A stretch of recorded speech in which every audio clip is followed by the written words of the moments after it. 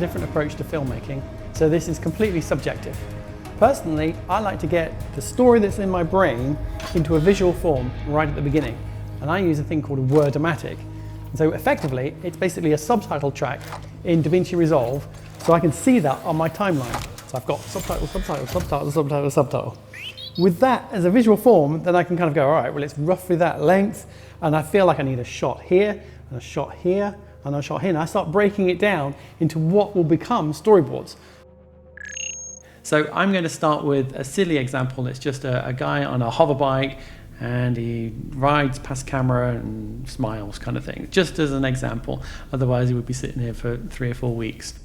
So the first thing I'm going to do is create just a backdrop. So otherwise we've got nothing. So I'm just going to put just a background. So I go into my effects and I grab a solid color. I drag that into here. I drag that out. It's going to be about 10 seconds long. There you go. Okay, there we go. It's roughly, there's my film. Hey, so we've started. Hooray!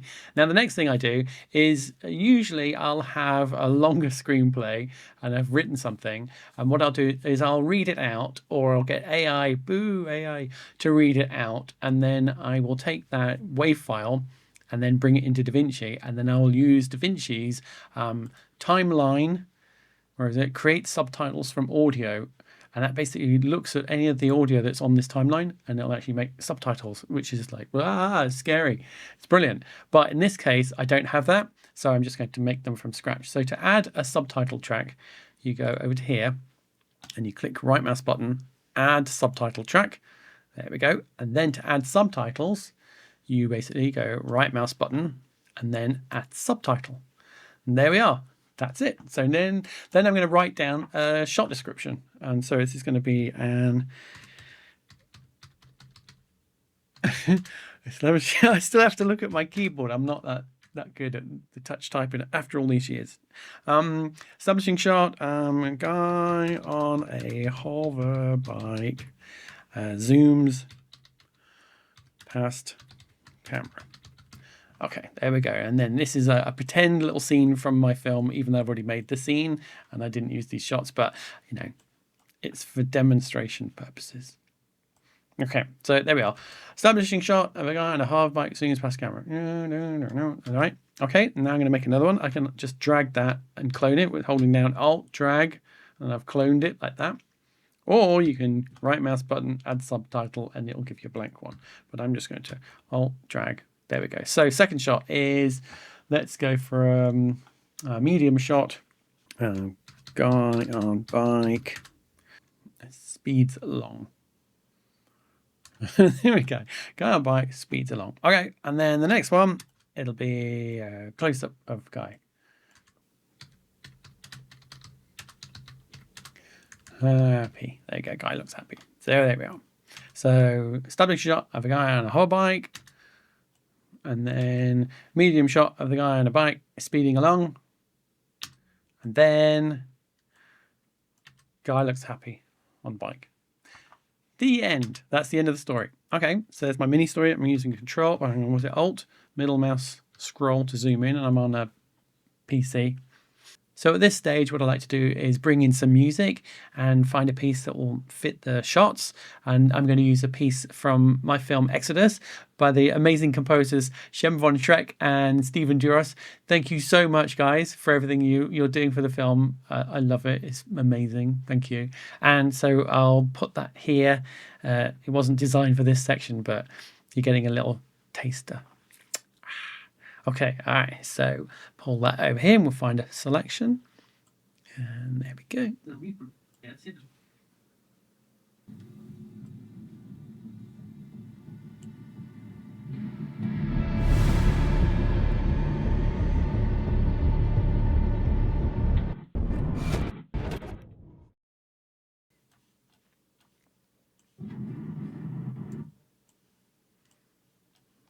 Okay.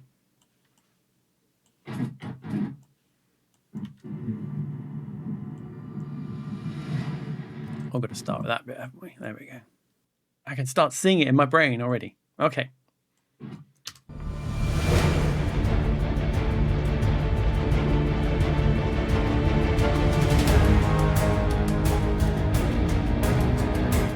Now what I can also do is put in some sound effects right now. And I know it's kind of counterintuitive because you're supposed to edit to the picture, but it's just really fun to just kind of get the imagination going that you've got some music and now it's like, oh, I can hear it. You know, I'm going to put some sound effects in. So I'll go and find some sound effects and just put in the sound of an engine or something like that. So let's go and find that. So I'm going to go to my sound library, and then I'm going to go into my local database, and I'm going to search in here for engine. And I've got a bunch of different engine sounds, and if I can find those, yeah, these are from Penguin Grenade, and they are amazing, fantastic sounds.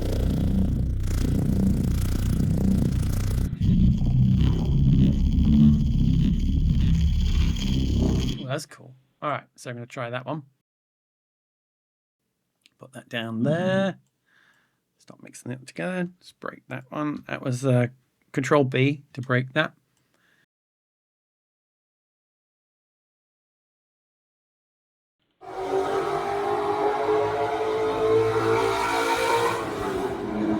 Oh, that's cool. All right, let's try that one as well. That would be a nice one for when it goes past camera. Nice Doppler kind of sound on that. Let's put that one down.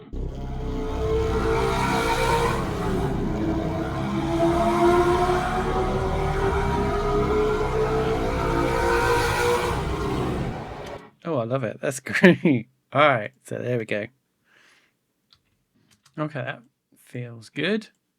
So that's the thing. It's like we've not shot anything. We've not done anything besides just started getting the script from your mind into a visual form. So, and then an auditory form as well. So you've got the sound and the text and the music, and I'm starting to see the pictures in my head. So it's like, it's just, I don't know, it's really fun just to kind of get to this stage where you've got something to tell and to play with. And it's great. You can do it all without having to involve anyone else. And I love it. So this is my methodology. So I've got my Wordmatic now. So this is my shots. I've got 3 shots, credits, and I've got some sound effects and some music.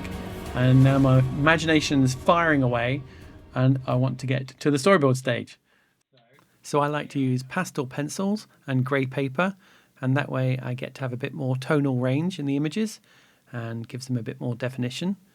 And then once I'm happy with my pictures, I will take a photo with my phone, upload to Google Photos, and then download to my PC. And I'll bring those images into DaVinci, and then we'll open up Fusion. So the first thing to do is to add a Fusion track. So we go into our effects, and then we go down to effects, in effects, and there's a Fusion composition. So you drag that into a track, and then that is now active. But before I go into this Fusion, I'm just going to show you something that I do. So I'm going to go to the Fusion page here, clicking that button there. And if you look at the start frame, it starts at 0 and it goes to whatever the length was, 115. Now, the trouble with that is often on a shot, you want to sometimes extend the head of the shot.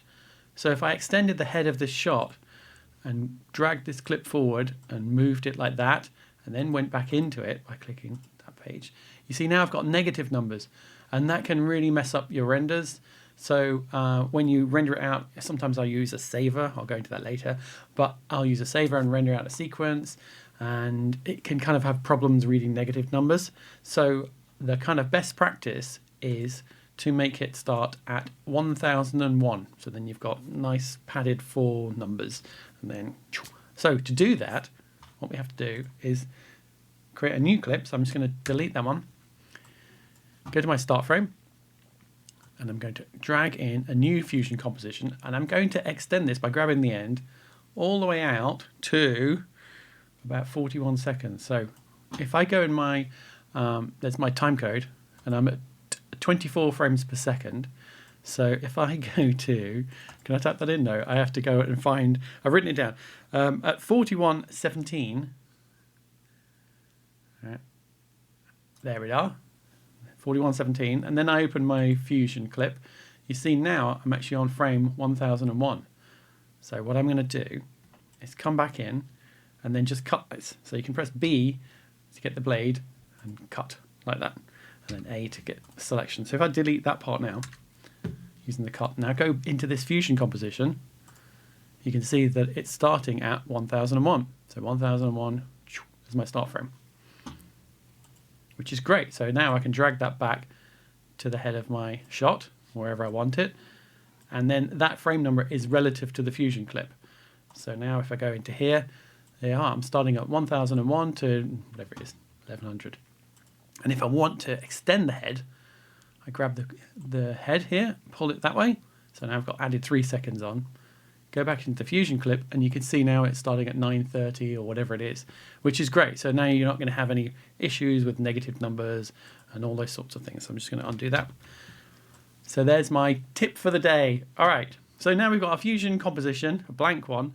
We're going to bring in that image into the Fusion composition. So I'm going to go to my start frame, press the Fusion page, and so far we've got a media out, and there's my image. So I'm going to drag that into the, what's this, the node graph viewer. I'm going to press 2, and I only have one window. It defaults to having 2 windows open, and I like to just have one, because I'm from an Inferno background, and so I used to like having everything just in one area on the page. So there we go. I'm just zooming in. These are just the controls to zoom in. Now, if you look at this image, this is the one I took on my phone, and it defaults to 4K by 3K, so this is vertical. And my project is at HD resolution, so I'm going to drag a backdrop node, a background, press 2. So that is currently our resolution, 1920 by 1080. So what we do is we put this board over that background, and you drag the noodle down here, and you put it onto that one just there, and it'll add a merge node. So that's the way of doing it. Now if I press this one here and press 2, now I've got that image cropped to it. This is what we'll actually see on the timeline. So if I come back into the timeline, what's gone wrong? I haven't connected it to my media out. So I'm just going to drag the end of this, connect it to my immediate out, then come back in, and you can see that's how it's framed at the moment. So we want to move this around, and if I move it here, obviously it's, oh, hang on. If I move it here, then it's cropped this edge. So it's basically cropped to that 1920 by 1080. So we do our moves inside of Fusion. And the way to do it isn't to go into your merge node and move it around. That's not the best way of doing it, because for lots of reasons, which I'll get into later. So the way to do it is to add a transform node. And so you add one of these here. So you drag that, and then you can drop it onto here. And you see that little noodle turns green, which means that node will attach to that noodle, and it'll make it part of that chain. And then to see the result, press 2. So that's the result of that one, and then the result of the merge is this. So this is that image cropped over that background. So rather than moving the merge node like that, I move the transform node. So make sure that one's selected, and then you can move your transform node, and you can put that where you want it. So that's our shot. There's my position, and I'm going to come in a little bit. So I think I wanted it to be a little bit in. Now look at the way, you see at the moment it's scaling from this pivot point. So you can move that pivot by nudging these numbers. So I'm just clicking and dragging, and that's going to move that pivot. And if I'm going to go back into the transform node itself, just so you can see, so I can just drag this transform node to where I want the pivot to be. So now when I scale this, it'll scale from that point, or if I do a rotation, it'll rotate from that point. That's your pivot point. There we go. So I'm going to come back into my end result. And I'm going to, you can also grab this little line here and rotate like that. So there's my motorbike, and he's going to go boom, boom, boom, boom, boom, like that eventually. Now, you can see here that I've got little bits of showing of the rest of my image. I'm just going to scale him back a bit just so I can show you a little bit more. So say this is the framing that I wanted. Oops. But I wanted to get rid of all this other junk. Then what we're going to do is add a paint node and paint that out. So I'm going to go back into my original image, press 2 to get that, and then I'm going to add a paint node, and that's this one up here. So select that image, press paint, and now press 2 to go to that node, and now I've got a paintbrush. So if I'm going to just zoom in a little bit, where I think it's the control just to zoom in. So if I was to paint now, for example, this at the moment defaults to frame by frame by frame. So that one there, I think they call it, is it a multi-stroke? Multi-stroke. So if I move forward a frame and then move another frame and paint something, and then I go backwards, basically it's made little strokes for each frame. So we don't want that. Just going to undo all of that. We want this one, which is like a constant one. If I hover over it, it should stroke. It's just called stroke. Oh, hello. Okay. So what I'm going to do is keep it in just constant. I'm preferring constant's a better name. And I'm going to paint out and clone out this stuff here so that I can make my shot a little bit wider. So we go into the paint controls, and it's this one here. So you see the little clone brush. Click on the clone brush, and then you've got your size and softness here. And to set your clone brush, you see at the moment it's a red circle. If I hold, I'm going to try and avoid hotkeys because I hate it when people use too many hotkeys and you're learning and you're like, oh, which button is it? Because also I'm on a PC, so a Mac might be slightly different. But I'm just going to drag this and change the size. So now you can see my brush is getting bigger. But if you were on a PC and you did want the hotkey, it's Shift. So if you hold down Shift, is it? No, it's not Shift, it's Control. Sorry, hold down Control and you can see it. But, all right, I didn't do that. Okay, so there's Control. And there's my size of my brush. And you see the little X in the middle, that's where it's going to clone from. So if you hold down Alt, I know I said I wouldn't, but you hold down Alt and you click where you want to clone from. And we want to clone some of this ground over here. So I'm going to click there. So I clicked once and I've moved my brush. You see the little X is stayed there. And then I'm just clicking and dragging like that. And I can click and then do it again. Oops. I'll paint you across. And then if I just go forward a frame, backwards a frame, you can see here it's going forward a frame, backwards a frame. It's not updating. It's basically keeping it constant. So that's great. So I'm going to press Alt and just paint this out so I can extend my background. Okay. All right. So there's my painted out background. Well, extended plate. Okay. And the good thing is it's non-destructive. So if I go back into the top node above it, then there's your before and after. And so you can paint whatever you want. And you're not going to lose your original image. Yeah, there you go. Okay, so going to my merge node, and then that is now my shot. So if I come back into the timeline, in the edit page, so there is my shot, and I'm going to drag it forward to here. I'm going to turn my sound up a little bit. So beautiful. And I'm going to change the end of my shot. That was guy on bike speeds along. So now we've started on our Boardmatic. Right, so it's a little bit boring. In fact, what I can do is I can turn that off, because now we've replaced the Wordmatic with a Boardmatic, but it's a pretty static Boardmatic. So we're going to add some movement to this shot now. So we're going to go into the more advanced stage. Ooh, this is exciting. Okay, so I'm going to add a little bit of camera shake, just a bit. So I'm just going to select that node, press 2. And then to call up nodes, you press Control Spacebar, and then that calls up the node selector. Or you can get it by going into Fusion, nope, right mouse button, add tool, and then find them all that way. So, but it's too hard unless you know which one it is. I don't know which one it is, like that. So I use Control Spacebar, and then you can type in what you're looking for. So camera shake, and we want the 2D one, not the 3D one. So camera shake, press that button there, and then whatever you're selected, it'll add it to. So sometimes nodes will appear in the middle of your stream, and you're like, where is it? and thankfully this one was off, so that was good. And then to attach it, you can either drag the little noodle thing there, and it's going to the yellow, and yellow is always the background, and then you can drag the output and put it into the media out like that, and so that's connected. Or another way is to select the node, hold down Shift, and you see that it changed color like that. Sometimes it's not without Shift, it's not changing the color of the noodle, but holding Shift means that it wants to insert it into that backbone, or the spine of the comp, we call it. So this is your spine. So there's your background, and then that's your spine basically, and then everything attaches to that, and that's working from back to front. There we go. That's your front. That's your back. Okay. So now we've got a camera shape. So go into that node, just press 2, and then the default. There we are. Well, it's a bit much. So you can just change these settings here. And there we are, a little bit. I'm going to take that rotation down.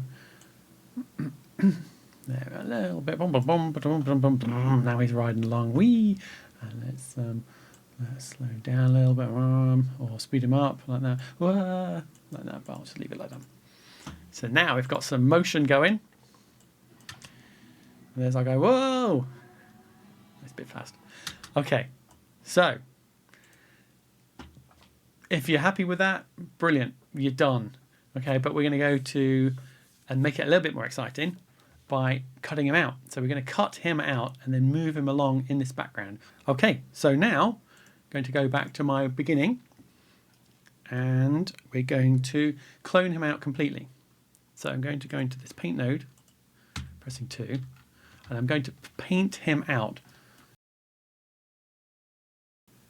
Okay, so I'll come back. Now what I'm going to do is take this guy and cut him out. So I copy that media in. I'm doing a Control C, Control V to just copy him, or I could have just dragged it in from there. There we are. But there we are. Okay, press 2 to go into this node. So I'm viewing that node. And I'm going to just use Control to zoom in. And the way to cut him out is to add a polygon. So see here, this little one, polygon. So I'm going to add a polygon, and it's automatically added it to that because I had him selected, I think. Okay, and now we go, oh, where's it gone? And the reason it's disappeared is it's thinking there's no matte. So it wants white where the bike is and black where the emptiness is. And if you look up here, you've got we're currently viewing our color. And if we look up, we've got red, green, and blue channel, and we got to the alpha as well. So if we click on the alpha, we'll see it's just black because there's no shape there. So what I do, just to be able to work while we're creating the matte, is view my media in the result with the matte on it, and then we go into the matte itself. So double click on the matte, and then I invert the matte. So now it'll make it white. So if I go now into the alpha, it should be white. Beautiful. So that way I can draw on the alpha while still seeing the result. So we're going to go into here now, and then I'm going to draw a little matte. So it's all ready to go. I'm just press on it 2, 3. So this one, you see this node here, it's red, which means that one's active. And so here in the inspector, that's what my polygon node is selected. If I double clicked on this one, then it would switch to whatever the red node is, whichever one is active. So I'm just going to start dragging, click and drag, click and drag, click and drag. And if you click, it will just make it like a single, what's the word, like a linear point. But if you click and drag, and then it gives you a little Bezier kind of handlebars like that, which is very apt since it's a motorbikey thing. Right, here we go. So I'm drawing around him. So this is the bit we want to cut out. And then right at the end here, if you see the shape of the cursor, it'll change to a circle when it's going to close the polygon. And once that closes the polygon, it'll make it white, but because it's inverted, it'll make it black, which will be a black hole. There we go. So this checker means that's the alpha, that's transparent, and now we want to re-invert our matte. So we just go back into this node here and click invert. And so now that is over an alpha. So if I look in the alpha, there we go. And if anyone knows a quick way to toggle between the different channels, please let me know in the comments, because You guys are great, because last time I didn't know how to use the A/B buffers, and Caesar Tejada told me how to use these things, so thank you, Caesar. And then, so if anybody wants to get a special video shout out, then please let me know how I can just switch through these channels with a hotkey, because I can't be bothered reading a manual. No, I did read the manual, I couldn't find it anywhere, honest. Okay, and then as you see here, I'm just clicking and dragging and moving these control points, just because that's what I want my cutout to be. Okay, so now we've got this image, and we've got this background. So I just press 2 to jump to that. And I want to put this image over that background. And then I can add it. I'll do it without the unfancy way, right? Which is basically you use one of these here. So there's your merge node. So you add a merge node, you drag it down here, and then that's your background, the yellow one. So you put that into that one. And then this is your foreground, is going to go into your green. And then I press here to see the result, and there it is, like that. So that's one way of doing it. Or the kind of easier way is you just grab the end of there and you drag it onto that little square there, and it adds it automatically, which is amazing. I press 2 to see the result. So I'm looking at the result. Now, he's pushed him a little bit further away because I've got a transform node here. So I can either copy that transform, re-push him back, but I'm going to do something different. So I'm going to go into my cutout version and then add a transform node like that. And I'm going to press 2 to go to that result.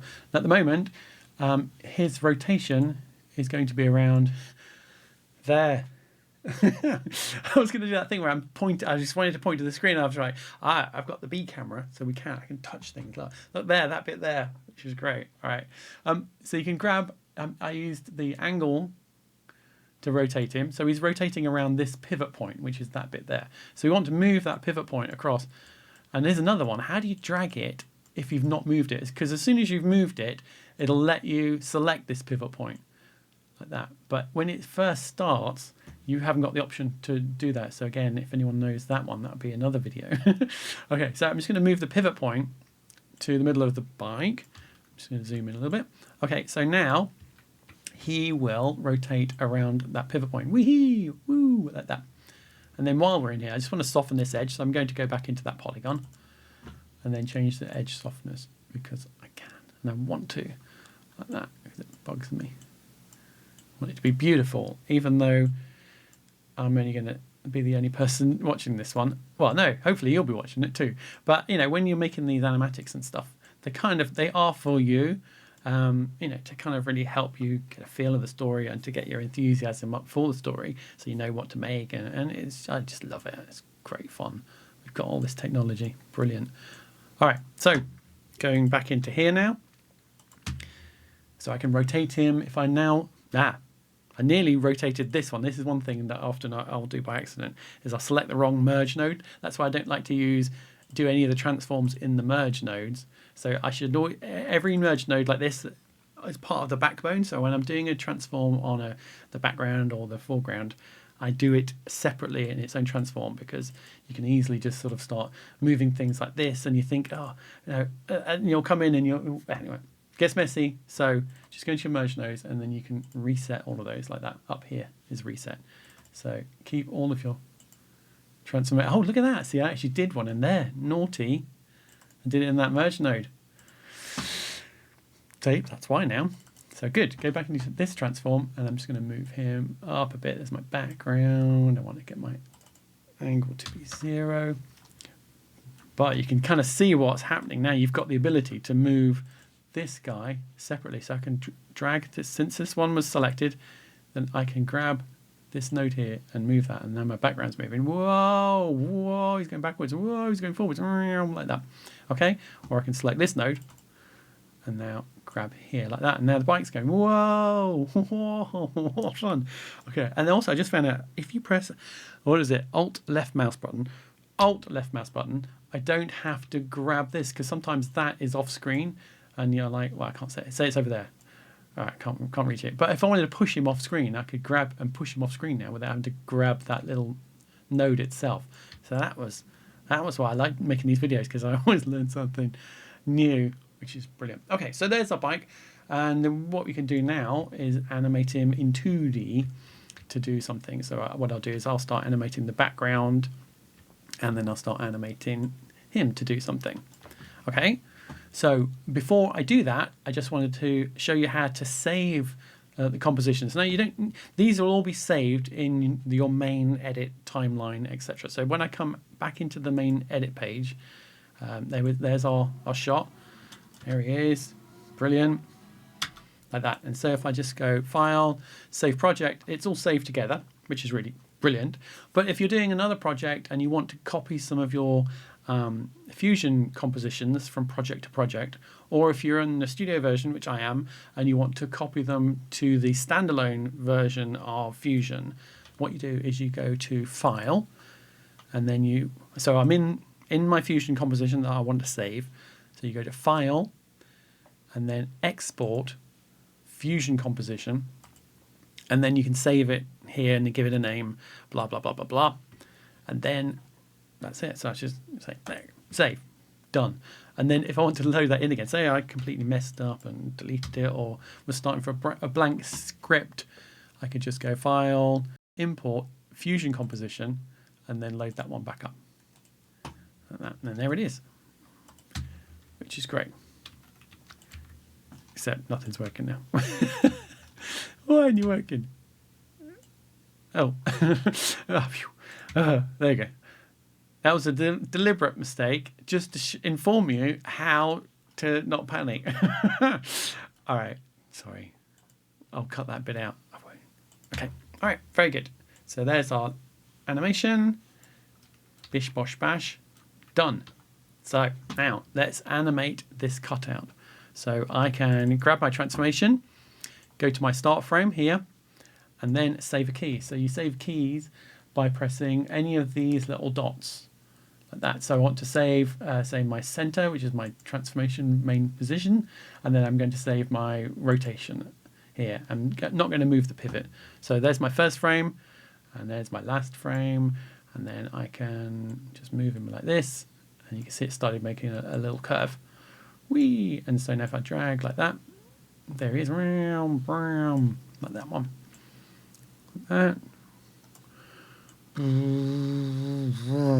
And to slow it down, I can go into the keyframes or the spline. I'll go into the spline, and then it's like, where is it? Oh, it's always like, it puts it really far away. So you press this button up here, this one, which is frame all. Oh, I have to select the transform.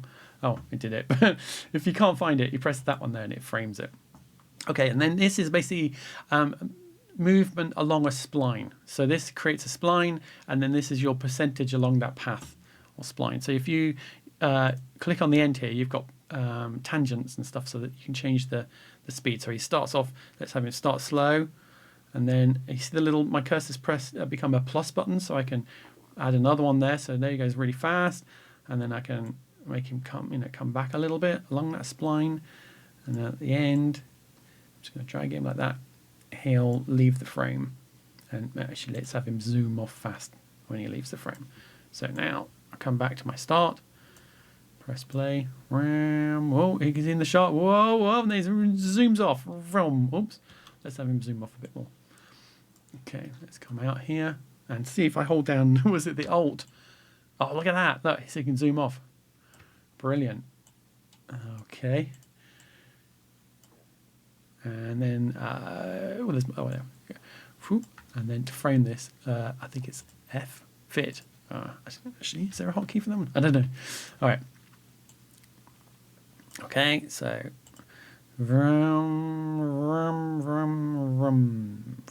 Right, well, he's getting a bit too far along there now, isn't he? Oh, I see, because it's changed the length of the spline. Let's put you back. Let's have him over there. Right, so let's come out of here.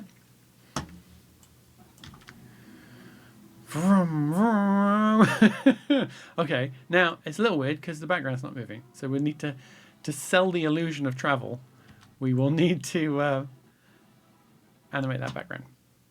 So go back into my Fusion. I'm just going to move this along here.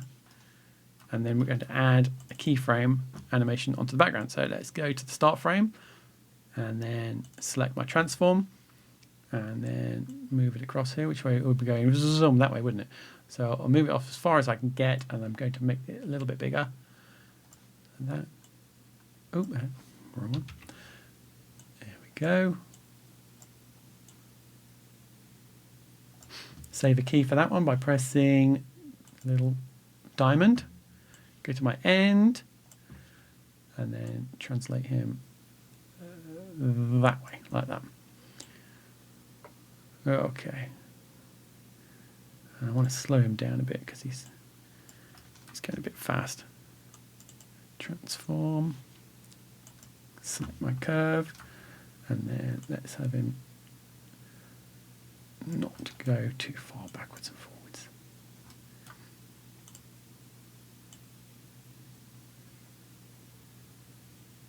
Like that.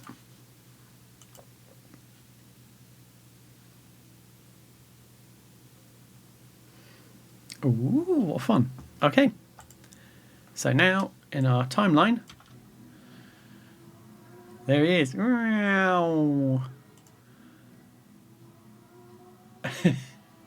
you are. Brilliant. Okay. So now what I'm going to do is I'll just quickly blast through the second shot, which is the close-up of him riding the bike, doing the same principles as the other 2D animation. And I'll speed this up. But I'm going to just duplicate that fusion composition. So pressing Alt and then just dragging. And then that way it'll have the same start frame and all those sort of things. So I'm just going to put it separate for now. So there's my current one. And I'm going to go into my fusion clip. And I am going to quickly rebuild it. I'm going to keep the camera shape. Okay, so background set at 1920 by 1080. Go into my element, boards, there's my image, drag that in, okay. And this thing here is showing you what other fusion clips are available on the timeline, and you get to that by going to clips. So that's a really good way of copying from one clip to another. So if I wanted something in here and I wanted to steal that, I'd select it in here, Control C to copy it, go back to my new other shot, and then Control V to paste it. So that's a really great way of just copying stuff between different fusion clips that are on your timeline, rather than saving them, loading them in. Okay, but I'm going to turn that off because that's messy. They are. More screen space. Okay, so I drag my, start that one again, let's just delete that one. So there's my clip, drag it in, press 2 just to see it. Okay, so this one I'm going to do that guy there. So my media in, press 2 to see it, adding a paint node. I'm just going to press 2 again just to view it. Going to go into my single stroke. Going to go into my clone brush. I'm just going to clone this. Let me think. Yeah, I'm just going to give it a little bit more space. That's one thing. When I take the photos, I like to be a bit wider so that we've got extra space around the image rather than me having to shrink this down or make a backdrop that's even bigger, that kind of stuff. So another free tip for you. Okay, so pressing Alt. Dragging that across, pressing Shift. Oh, no, not Shift. Whatever that one. Control to make it bigger. And then just cloning that across a bit. Alt. So there's my clean background. I'm going to drag this node onto the background. Again, that's a 1920 by 1080 background. And there's my merge node. And I'm going to add a transform node just here. That one there. And then we're going to just move him up a bit. And I'm also going to move the pivot point. See, I can't move that pivot point until I nudge it. Then I can move the pivot point. So I'm going to move him up like that. And I'm going to move the pivot point to the horizon line there. So I can do poor man's travel. So this way I can just change the scale. And it can feel like you're going, so I'll start him like that and make him go, oh, it feels like we're doing a bit of a travel like that. So there's that part, and then I copy my image again, press number 2, and I'm just going to cut him out by selecting that image, it's red, adding a polygon, look at that, I moved it over, get off, and then making my polygon inverted, looking at my result.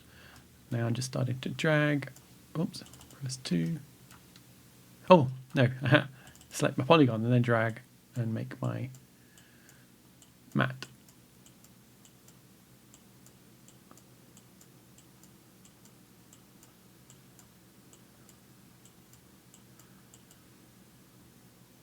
doink, and then reinvert him back. Okay, drag him onto that node. It's made a little comp now.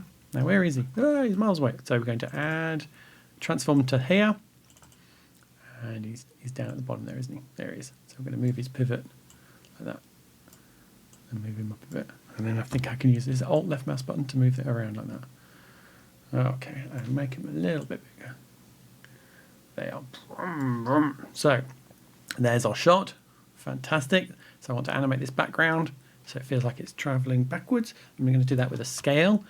So go back into that transform. Here's my size. And so I'm going to start him a little bit bigger. So it's not a proper kind of translation in 3D space, but it kind of tells the story in like a minute.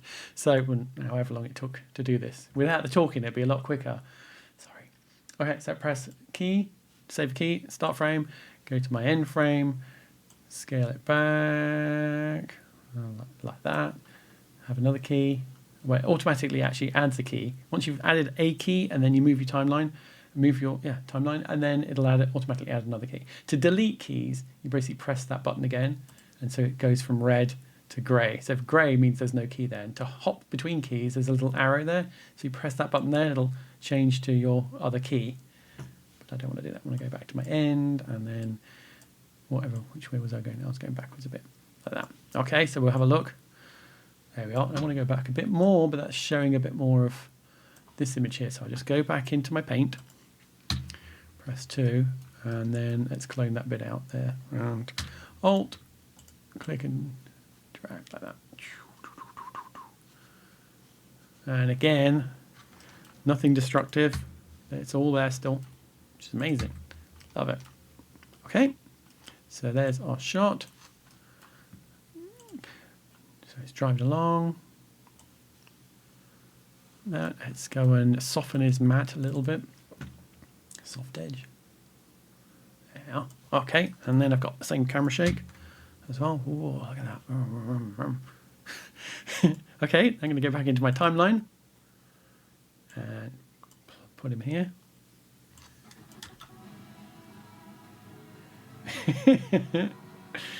Vroom, I need another shot where he goes vroom, away. Or maybe we'll do that later. Okay, so now we've got some 2D transformations on cutouts, which is great. So you can do those, like a few years ago, everyone was doing those Write My Life things or whatever it was, and doing all those drawy things. So you can do your own version of that now with cutouts. Brilliant. Now for the next shot, it's going to be more complicated, which is great. It's not that complicated.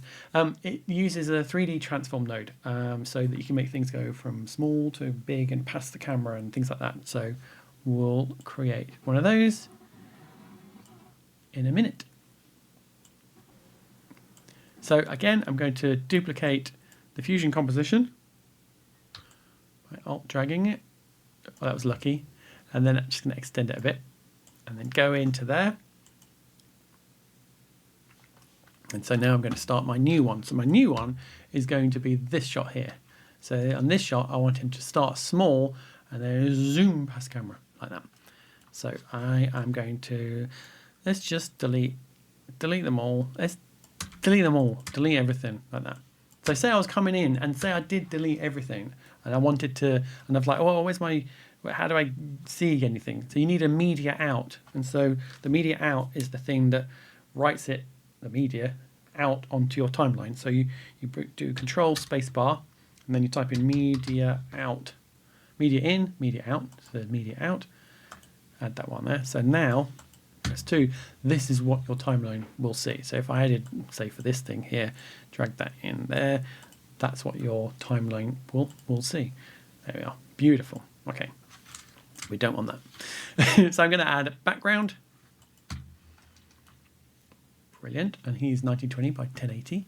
Then I'm going to drag in my picture, like that. And then we're going to do this image. I want to make him go from small to big. So the first thing I'm going to do is just clone out the bike. Okay. So my background. And then I'm just going to merge it over here for now. there's my background. I'm going to add a transform node and then pull this down here. Like that. Actually, I'm going to move my pivot to be around about the horizon.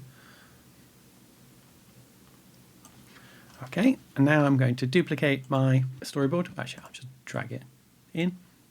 Press 2 to see the result.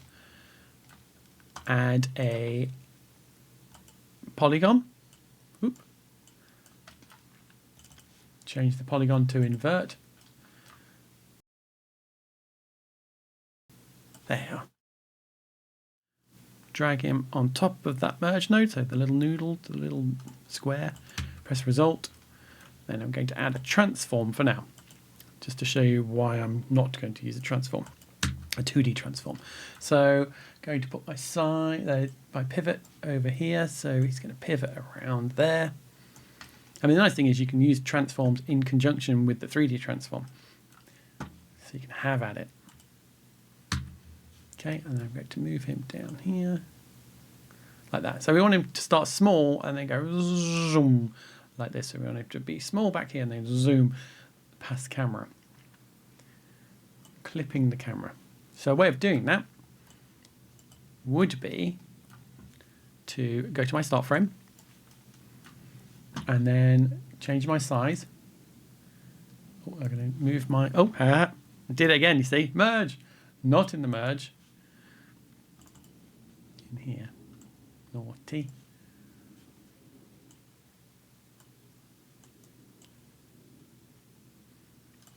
Okay, start frame, have my size, like that. So he's like coming from the distance, back there. Actually, what I'll do, I'll put him here, and then later I'll show you what I'd do if I wanted to put him behind things and stuff like that. Okay, we can get more complicated. Okay, so there's my start frame. Save a key, size and scale and transformation, which is awesome. Then I come forward in time. And then we're going to move him across like this, and we're going to make him size to be big, like that, and I want him to be off screen like that.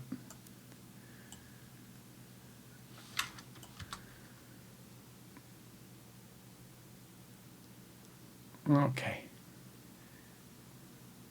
And the trajectory is right, but you see as he's getting closer, he's slowing down, because scales are kind of linear and they kind of need to be in screen space, kind of logarithmic. So you could go into the size here, and let's find the size, find that curve there. And then you could take this curve and then you could kind of scale it like this and do some sort of fancy kind of scaly type things. And sometimes I'll do that just to kind of get the idea.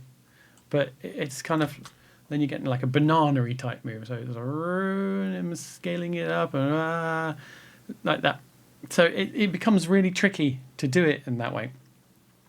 So I'm going to do it with a 3D node. Ooh. So to do this with 3D, we need to use some of the 3D tools which are over here. And I'm going to add this. I'm just going to delete that one. So I've basically got my image with a matte in here. And then I'm going to add this to an image plane 3D, which is basically a card in 3D space. And then you can move it around in 3D, which I'll show you now. So I'm going to select this node and then add image plane 3D, which is just there. Click that and it'll add it. Or you can find it by going control space and then looking for image plane 3D, like that. That's another way of doing it. Okay, so now, as soon as I click this, this viewer will turn into the 3D mode. So if I press 2, now it's become 3D. So you've got the 2D world and your 3D world. And I'm going to orbit around this little 3D system. So use Alt and middle mouse to orbit around. And then just middle mouse to drag it around. And to dolly in or track in, you have the control, and then you rotate the scroll wheel. Look at that. There we go. So you rotate that one. Now, this won't be rendered. This is just your viewer. So you're just looking at this observing it until you add a renderer and a camera. So if I try and like merge these at the moment, it's not actually allowing me to merge it with this merge. So if I try and drag this into a merge node, it won't let you because it's a 2D thing. So you have to basically delete that merge and then add a 3D renderer. And you can just add a renderer here, but I don't do it that way. So I'm going to add a scene 3D, which is on merge. Hang on, which one is it? Oh, merge 3D. So I'm going to select my image plane and then hit a merge 3D. And this is, since I'm from the Nuke world, this is the equivalent of a scene 3D. So it's basically the 3D scene that you add lights or other objects to, other image planes or even geometry and cameras and things like that. So this is a 3D system, which is great. So it's really fun. So I'm going to hit number 2 to go back into my 3D world. And now I need to add a camera. So I'm going to use this camera here. So drag a camera in, and now I need to connect it to this Merge 3D. That, and let's move these across. So now I've got a camera there in my container, my Merge 3D, and that my image plane is going into there too. So the image plane is basically a card, and on that card is this image. So we've got this image, 2D image, put on basically a 3D card using the alpha, and then that is now in our 3D world with a 3D camera, and we need to add a renderer down here. So this one here, drag that on underneath, drag the output of that into the renderer. But if I try to render right now, you wouldn't see anything, because if I look at my camera is at world 0, and so is my card. So they're both here like that, so you won't see anything. So we either have to move our card back or our camera. So I'm just going to grab, let's start with the card. So I'm going to select my card, and I can do it in 3D space. And you see there's an axis here.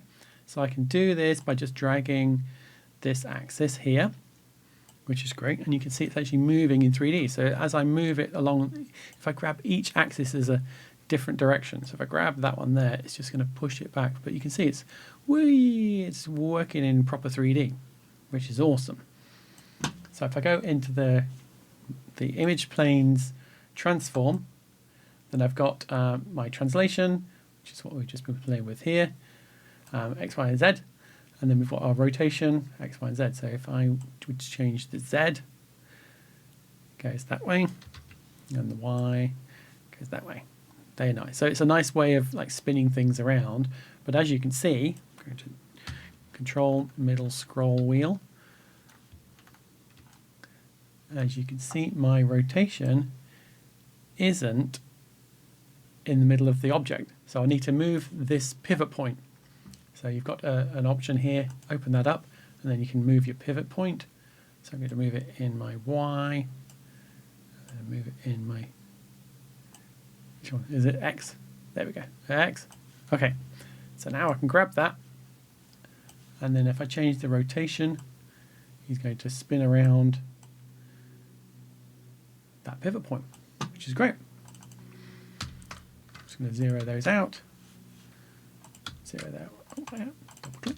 Zero that out. And if I go back now to my renderer, press 2, we will see this guy here. And if I select his image plane, and I've got his transforms, I can move him in the Y, which is Z, wait, that one there. So I can move him down a bit, or I can move him back in 3D space, which is great. And then I can take my renderer and merge that on top of my stack, because this is now taking the 3D world and rendering it into 2D. So there he is. And then what I can do is go back into my image planes geometry, and I can either move him like this, and like that, move him like that, or what I can also do is open up my second window and then make this window the result of this. So one way of doing it is to press 1. So you select your Merge 3D, press 1, and then it'll throw that into there. Or you can actually just grab the node, that you want to view. So there's my node. I grab it as if I was going to move it, but I move it all the way and don't let go, drag it into that window and let go. Then it will show you what the result of that node is. Because I see some people and they do it and they go really quickly like that, but I can't do it that quickly. I have to do it slow like that. So let's go back and grab our 3D merge node, just drag it into there. Or I press 1 or 2. So 1 will send it to this buffer. No, 1 will send it to this window, and then 2 will send it to that window. Yeah. Okay, so we can see here, middle mouse.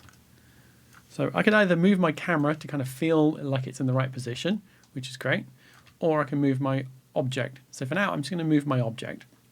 So I can select that in this window, I just clicked on it, and then I can move my 3D axis here, which is great, or I can move it here like that, which is also great. Everything's great. Everything's awesome. So well, I have my start frame. I have my bike in the position I want it to be. Let's go and push him further back. Like that. Let's have him back there. And then I set a key by pressing the little diamond up here. So that's my translation, and I'll set my rotation as well. And I'm not going to edit my pivot. So then I go to my last frame, and I'm going to push him. Oh, wrong way. I want to select his node. Oh, see, it's hard to do it in that window here. So in this case, I'm just going to move this in the Z like that. And then I'm going to move him over in the X, and then more in the Z, X, like that. So here he is. I'm going to have him zoom past the camera. So now if I scroll this, drag my time viewer line thing, you can see he's going zoom. Now let's just play that back, and you'll see that he's keep maintaining his speed in 3D space, which is great. So now we can do these sort of 3D moves. And I need to kind of make him swing out a little bit. So let me kind of push him out like this. So he'll start off behind there and then swing out. Oh, he's coming a bit too far like that. Let's go into his curves. So you go up the top here and you've got your keyframes and your spline. So if I click my spline and then I click my image plane and I press this button here, you can view your transformations. And I'm going to turn those off and press this view all button. Which one do I want? I don't want Z. I just want the X curve. So I've got my X curve, frame selection. You can see at the moment it's a linear thing. So I can grab the splines here, move those, make them, kind of more animated-y, like that. So if I play this now, let's go back to the beginning, sorry.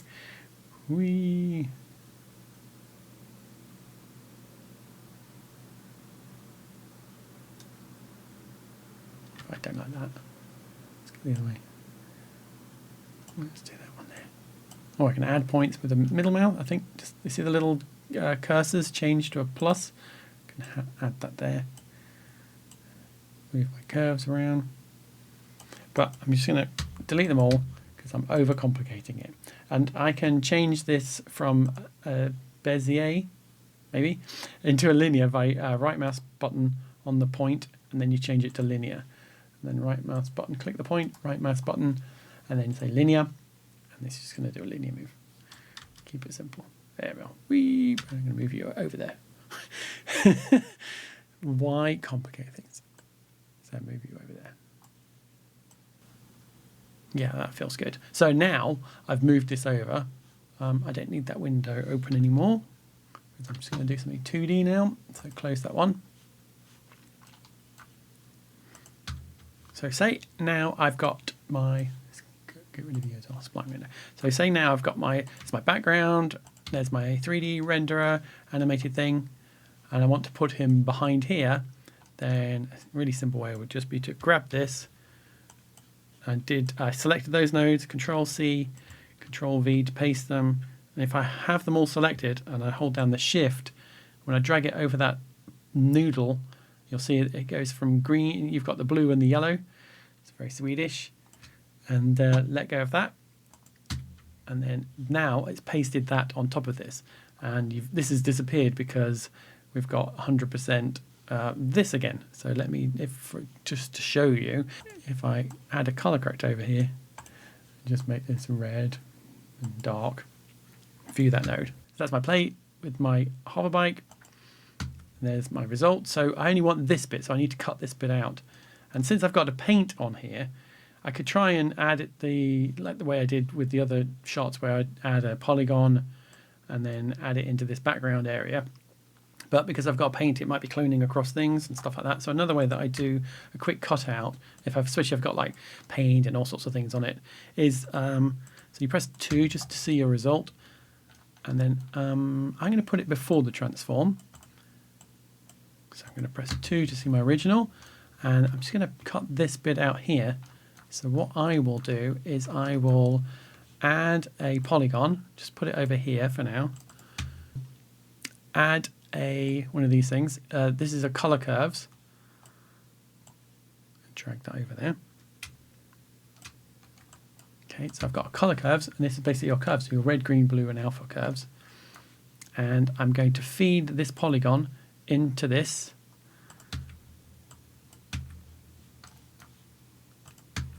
So now I'm looking at my result, and I'm going to go and find this guy here. So I double click on my polygon, and I click and make a matte like this. As I say, that's the stuff I want. Oops. And you see it becomes a circle. So that's closed as a matte. If I'm looking at the result, I'm looking at the matte, and it's not punched anything out yet. So what I do is I basically select the last point here, and I make that 0, and that makes my alpha and everything black and white. So it makes all my color black and my alpha white. And so I'm going to invert that here. So go to my polygon again, and I'll just invert that. And then soften that edge. So now that will be over my background. So there it is. Let's take off that color corrector. So now I've got my hover bike going in between there, which is awesome. Hooray! So now if I play this, bike comes from behind there, rum, and zooms past camera, and we're off to the races. So say I wanted to add some motion blur to this, because I'm getting fancy, then I would go into my renderer, press 2, go to motion blur, and then enable that, and this will slow it down. But say, because it's got to calculate all of these frames, and so it's like, oh, so I don't like to keep anything that's very heavy in my timeline, because it's got to calculate all this stuff. So I won't be able to get real-time playback unless it all buffers. But every time I change again, it's going to buffer it, and you have to go to playback and then turn on the render cache and make it smart, and it basically saves these to your cache directory on your drive. But I like to manually just save them as a saver. So say I've got my animation here. So I've got my, where are we? There's my guy, and he's taking his time because he's got to render all this motion blur, and this is like a big 4K image and all sorts of things like that. So if I was going to render this out, what I would do would be to go Control Space and then type in Saver, add that in, and then I grab the end node of this to the Saver node, and the Saver node basically lets you write out frames to the disk directly. So you press 2 to just view your save, make sure it's good. Then you add a file name and go to Browse. So you go to Browse and then put this somewhere. I'm going to put it here. I'm just going to make a quick directory, new folder, stuff, like that. And I'm going to put it in there. And I like to use EXRs because they are a full floating bit, you know, lots of data, big wide color space, color gamut, etc. But I save them as DWAAs. So I'm just going to call this a name and call this a bike .exr, bike .exr. You need the dot so it knows to put a dot, then the frame number, then a .exr, so it'll know the file format. So hit save, and then under format, I change it from compression 16 line zip to DWAA, which is much lighter, but it's compressed, so naughty if you're doing anything like super high resolution visual effects type work, but for what we're doing right now, I love it. It's great. Okay, so there's my render. It's all ready to go. So I would hit Fusion, render all savers, and it will start rendering those out. And so if it's something that will take a long time, like in this case, because I've put a really heavy, it's going to take like 7 minutes on it. If I was using this for something more purposeful, then I would do this and render them out and whatever. But in this case, I'm not going to bother. But I'm going to pretend that I did. So all right, imagine I rendered it all out. I'm going to hit cancel, and yes. And then I wanted to bring it back in. What I do is control space and then use a loader, L-O-A-D, a loader. Add that, and it'll default to that directory. So I'm just going to grab this, and it'll grab and normally there's much more frames, but I'll just grab a couple of frames. And if I hit 2 here, I'm actually seeing the result of that animation. Yeah, so you can see here, if I zoom in, you can see a little bit of animation on the bike. And then I would just put that into my media out. So now when I go back into the edit, those first 4 frames will be using that saver. So again, let's zoom in, unless you want to wait for me to render all 300 or whatever there are, like that.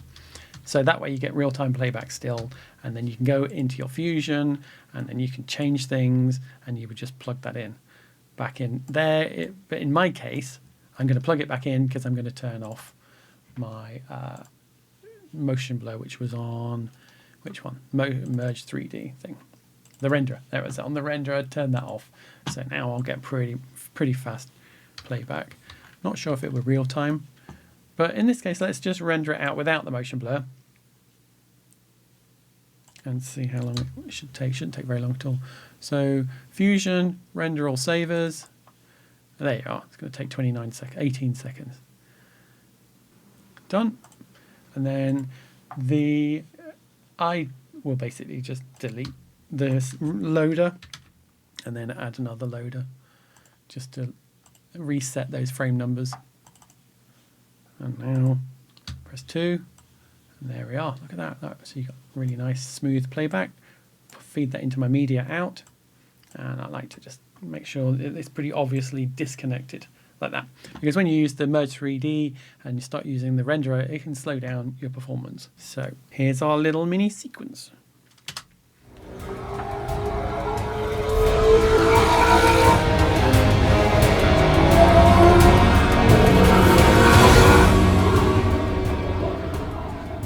Oh, I want to add another shot now. And that's the brilliant thing about doing this. Now you've got your little mini movie in a form that you can evaluate yourself. You can kind of look at it and kind of go, oh, I want to put another shot here, this shot's too long. Or you can show to friends and family and bore the pants off them, and they can say, yeah, that's great. So now you should have all the things you need to tell your story. So you've got your Wordmatic, and now you've got your storyboards, and now you've got your story reel or a Boardmatic or whatever you want to call it. And then what you can do is just go off and shoot your live action film now with the knowledge that you kind of know your shots are going to work. You kind of know about crossing the line and all those sort of things. And so it will give you confidence to go and shoot whatever you want. And on the day, you can throw all of this away and just shoot what feels great and work with the actors. And it's brilliant. I love it. But it's great to have this sort of foundation underneath. So if that's your plan, brilliant. If your plan is to animate your movie, then you can either take your cutouts and just keep going, and then you'd have to do any fancy rendering or anything like that. Or in my case, I'm going to make a live action offline virtual production movie. So I'm shooting real actors against blue screens and then putting those into digital environments created on a real engine. And currently I'm making an animatic for that. So I'll use this as a basis of the animatic, so I know what to build, how my cameras will work, and all that sort sort of stuff. And then eventually what I'll do is I'll shoot live action and put those plates into those environments. But for now I'm just using iClone and using animated metahumans and characters and things like that, and putting those into the environments so I can kind of start telling the story as an animatic. And if you want to see that process, then I've got a video here of a compilation of one of my last sequences where I'm basically going from soup to nuts, as I say, where you start with the script and then you end up with an animated 3D scene. It's a little bit more complex than this, and I'll see you there. Bye!